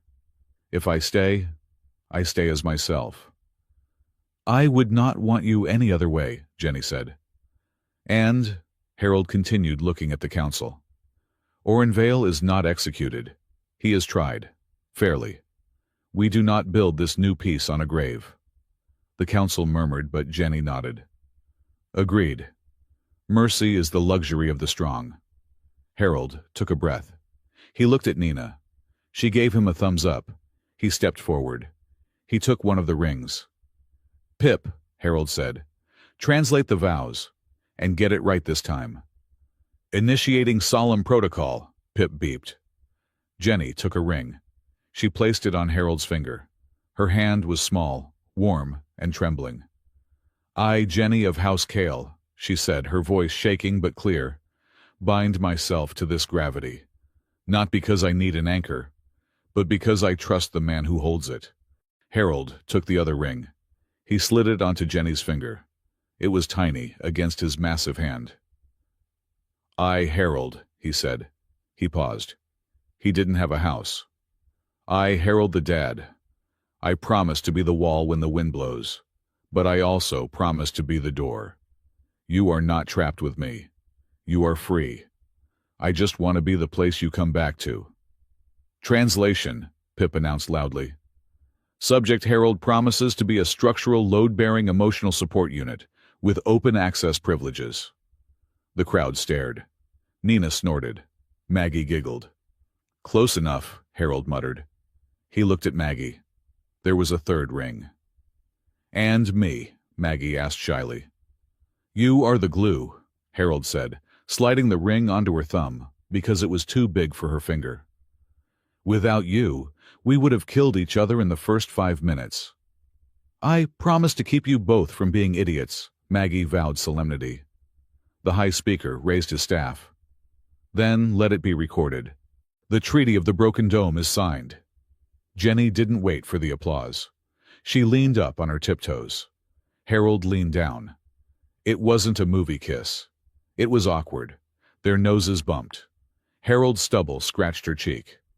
But when their lips met the relic which was sitting on a pedestal nearby, glowed with a soft, steady, contented light. Nina threw confetti she had apparently been hiding in her pockets. Finally, can we get cake now? That night, the spire was quiet. Harold sat in the private quarters of the royal suite. He was cleaning his plasma cutter, a nervous habit. Nina was asleep on the plush sofa, Pip hovering in low-power mode beside her. The door to the balcony was open. The air was cool, but not cold. Jenny walked in. She was wearing simple sleeping robes. She looked at Harold, then at Nina. She is a good child, Jenny said. She is a terror, Harold said fondly. But she is my terror. Jenny sat down across from him. She looked at the ring on her finger. She twisted it round and round. Harold, she said. Her voice was serious. Yeah, there is something I have to tell you, Jenny said. Before we start this treaty.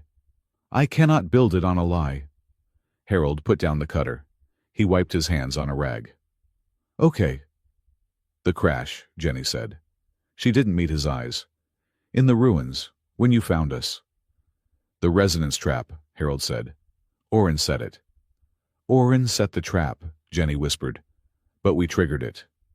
Harold went very still. What?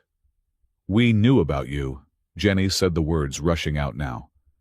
Maggie found your file in the veteran database. High-density skeletal structure. Resonance-resistant. We knew Orin was moving the relic. We knew we couldn't touch it without dying. We needed a carrier. She looked up, tears in her eyes. We stole a transponder. We lured you to that sector. We meant to hire you. But Orin's ship attacked us before we could make contact. We crashed. It went wrong. But Harold, we went there looking for you. To use you. She stopped. She waited for the explosion. She waited for him to yell, to throw the ring, to leave. She deserved it. She had treated him like a tool before she even met him. The silence stretched. It was heavy. Harold looked at her. He looked at the woman who had stepped in front of a resonance cannon for him today. He looked at the scar on her wrist where she had broken it, hitting him. He felt a flash of anger, the soldier's anger at being manipulated. But then, he looked at Nina sleeping on the sofa. He remembered the war. He remembered the desperate things he had done to keep his squad alive. He remembered using people, sacrificing assets, making the hard calls because the alternative was death. He saw the same desperation in Jenny's eyes. She hadn't done it for greed. She had done it to save her world from a madman. Harold sighed. It was a long, deep exhale that seemed to empty the anger out of the room. You picked a hell of a way to conduct a job interview, Harold said. Jenny blinked. Are you not furious? I am annoyed, Harold said. I am very annoyed. You scratched my paint job. You almost got me killed, and you made me wear a suit.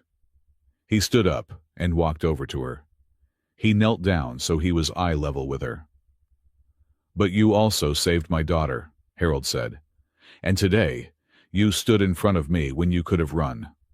He took her hand. He stopped her from twisting the ring.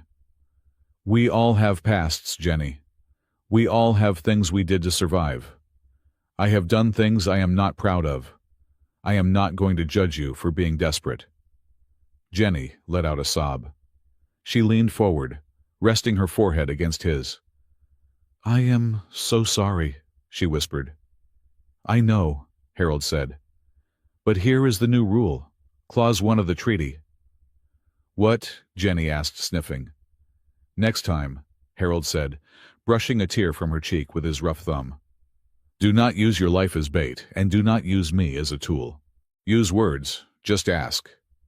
"I will," Jenny promised. "I will ask." "Good," Harold said. He stood up and pulled her to her feet. "Now are you going to sleep? Because I promised Nina pancakes in the morning, and I need to figure out how to make pancakes in a kitchen that runs on sonic waves." Jenny laughed. It was a wet, shaky sound, but it was real. "I will help you," Jenny said. "Maggie is an excellent cook." "Maggie is asleep in the bathtub," Harold noted. "I think she likes the acoustics." "Then it is just us," Jenny said. She looked at him. The golem, the rock, the husband. "Just us," Harold agreed. He put his arm around her.